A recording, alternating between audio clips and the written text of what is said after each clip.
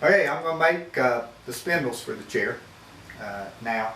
And on the plans I've got spindles that I put with the baluster turning. So the spindle right up here is the one with just the nice smooth slope to it. It's the one that I put with the baluster turning. And then just below it, I've got a spindle with the groove in it. That kind of matches the double bobbin groove. The way it's drawn there, it matches the double bobbin groove exactly, but in reality it doesn't when I do it. So this groove, I like for it to kind of peak in the middle of the chair and come around and come down towards the post, and I'll show you that in just a minute. And the way that I do that is right here it says center spindle groove is at 6 5/16. It doesn't say groove, but there's a line there showing you it's in the groove. And then spindle number 2, which would be just beside the center spindle on either side of it, it would be 6 1/4, and then it drops down 1/8 of an inch as it goes out to 6 1/8 and to 6. But if you notice, the middle one is only a 1/16 higher than the ones beside it. And the reason for that is if it continued the 1/8 difference, it would go up in the center to an apex and come back down. But just with the 1/16, it comes up and kind of arcs and comes down. It makes it a little prettier. I learned that because I did it on the first time I ever did that, and it came up to peak and went down. It didn't look too good. These spindles are, what's it say, 21 inches, and that's the rough length. I think they come out to be somewhere around 20 or a little bit less. Of course, the center one is shorter than the outside ones as you go outside. So I'll split this out of red oak and with the draw knife, but first we'll take a look at the chair and sort of see those grooves and how it's in the chair. Okay, so these are the spindles that I'm going to make, or actually going to show you how I make one of them. All the other ones made the same. But what I wanted to show you here was these grooves, and the way there's that slight arc that's in them, and it starts down here with the groove on the post and then comes up in increments until it hits the center one, and the center one's only a 1/16 higher, whereas these, there's an 1/8 inch difference in these right here. So it rounds it a little bit there with the center one just a 1/16 instead of an 1/8 like the other ones. So that's what I wanted to show you, and I guess I go outside and find some red oak, split the spindle out. Okay, so I found a piece of red oak kind of from the same pile that I got the comb from, and this is red oak that's been around for too long. Should have worked it up back months ago, but that's what it goes. It's set around, and the sapwood is gone on it. So the sapwood's good when you first cut the tree, but it's set around all summer, and it's all discolored and fungi's in it, and it's no good at all. So I can't work any of the sapwood. You can see the sapwood line pretty distinct right there. The red oak itself's pretty nice and straight. And a lot longer than what I need. I only need 21 inches. I don't know what this is, 36 or something. But I'll go ahead and split it like this. And I'll just split the pith off of it because it's no good, that part right there. So the part I'm looking for is right in through there. Should make quite a few spindles, maybe enough spindles for the whole chair. Now I could start in with the fro right here, but as I said before, you don't get a lot of control with the fro until you're able to flex the piece some. And but you know, you could use it. It wouldn't be much difference than the wedge. But since it won't fit my riving brake, I'm going to go ahead and split the pith off with the wedge, and I'll put these earplugs in first, and get my glasses on wherever they are.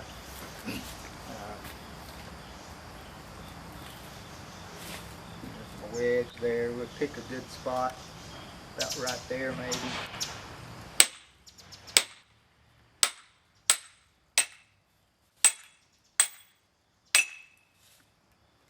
Well, a little bit more. Look at that, split there and there. Must have already had a crack right there. Oh well.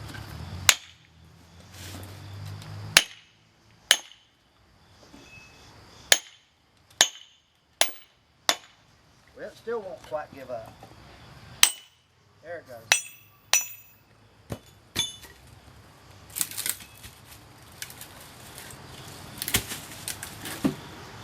Firewood.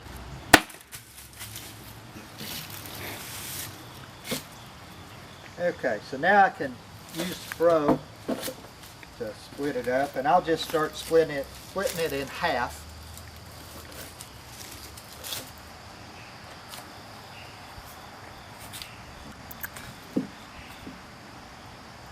Take my earplugs out.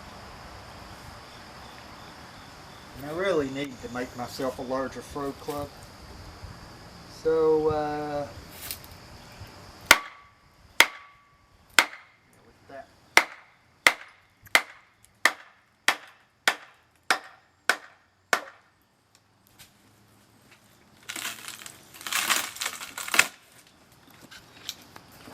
Took a lot of power.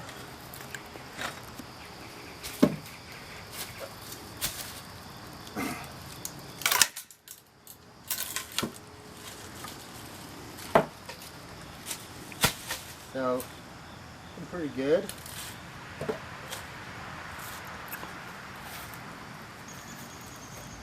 Split this in half.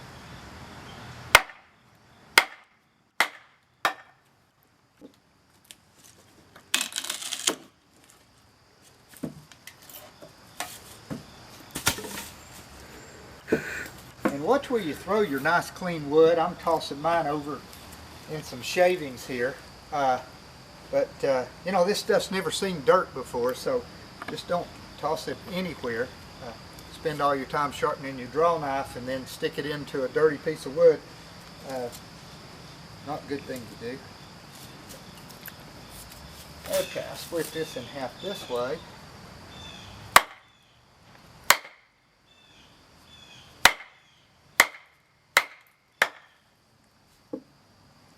So as I said before, turn the weak side up, put pressure on the strong side.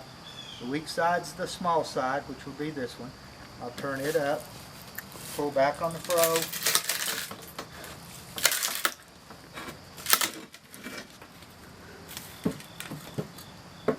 There we go. Now there's a nice couple of spindles in that right there.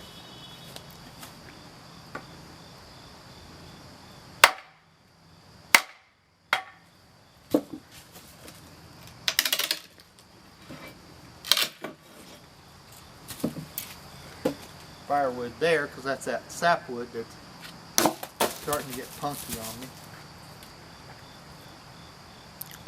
And go ahead and split this, I guess. I'm not going to get two spindles out of this, so I'll just split off some excess material. That didn't go very far. Okay, well, I'll cut this to length and make a spindle out of it. I'll see you at the shaving horse. Okay, so I'm sitting on the shaving horse, and I'm going to square it up first.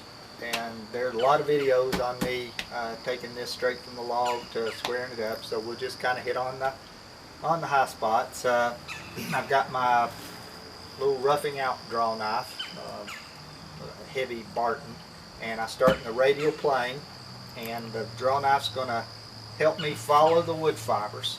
So that's what I'm wanting to do, is to follow the way the tree grows, or grew. Ain't growing anymore. There I go. I'm right on it. Come from this side. Probably hear a little bit of that splitting. That means I've got fibers built up here.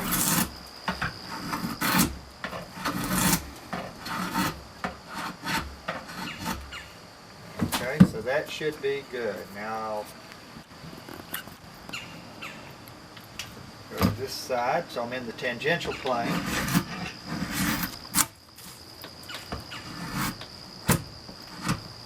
On this side, I can see the growth ring, so I'll get it right on one growth ring.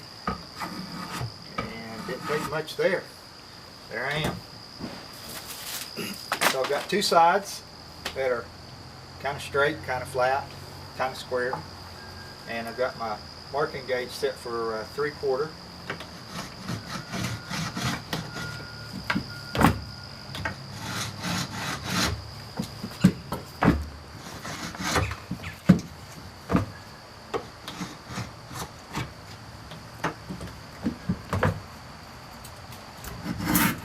Take it down the line.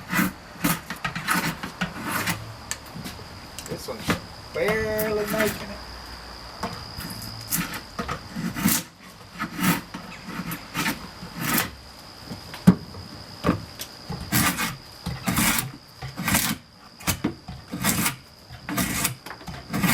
So when I'm having to remove a lot of material, sometimes I'll cut a little bit on the left side, a little bit angled on the right side, and then take the center off where it's flat all the way across.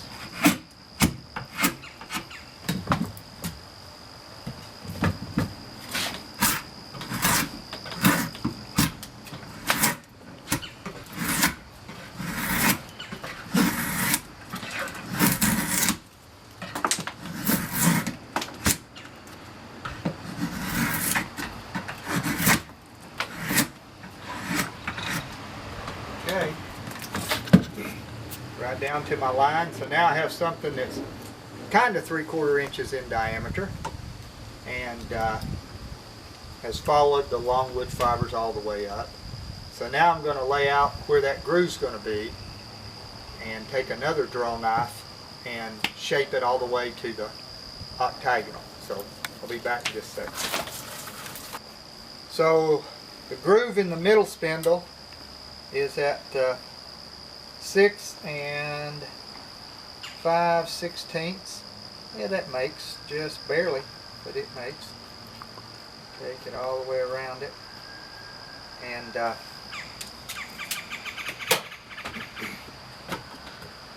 so I've changed draw knives now to a smaller beveled down knife to where I can control it just a little bit more. And you might have noticed, those with real good hearing, that when I was cutting that wood earlier, it might have sounded a little different than some other wood that you see me cut with a draw knife. And it's because this red oak's been sitting around for 8 months and has dried a little bit. And that sound is just the knife cutting some drier wood. Not quite as much fun to cut as the greener stock, but it's what I have lying around right now, so I'm not going to go to the log yard and get another one while I've still got stuff here. Okay, so this is going to be, so the spindle's going to be like that in the chair. This is the lower tenon. It's going to end up being a 1/2 inch. I'm going to rough it out at 5/8 right now. And my other spindles, the spindles you might have seen me make on some other chairs with baluster turnings, they kind of swell and come back down. This one drops abruptly off of this point right here. So that's what I'll be doing. I'll be starting right on that point and dropping off and then flattening out. So I come down and then I flatten out for the tenon.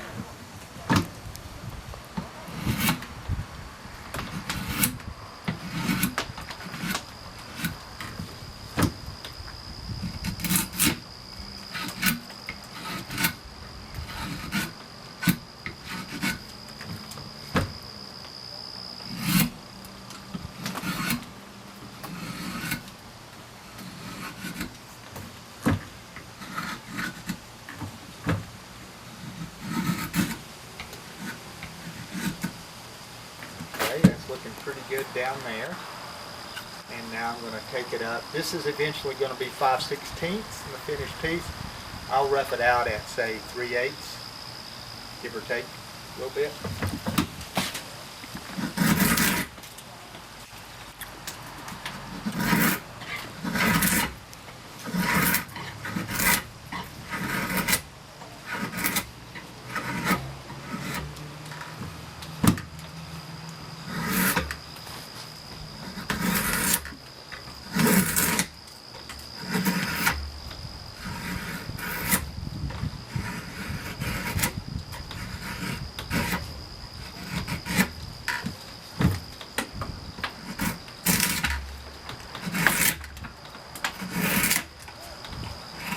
splitting a little bit like dry wood.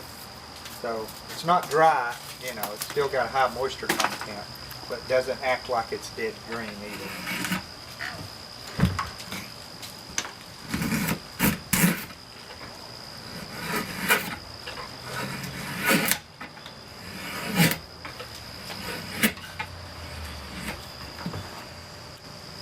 Okay, so we go right there. We've got kind of a sweep, concave right there, concavity, comes down and goes up to about 3/8.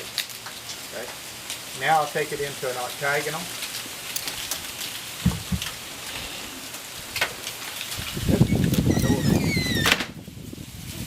Okay, take it into octagonal here.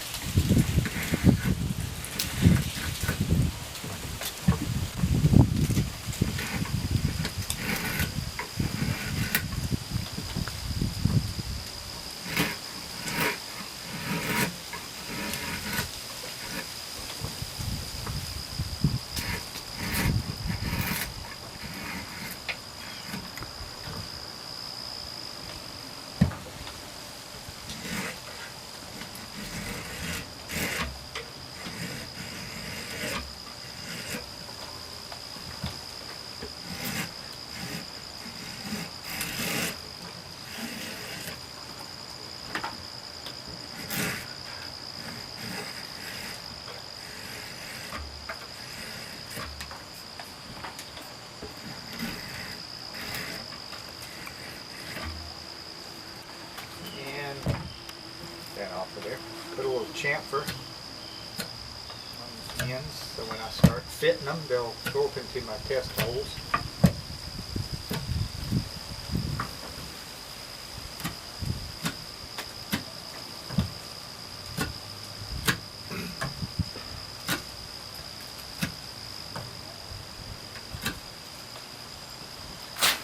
Okay, so now it's ready to go into the kiln along with the other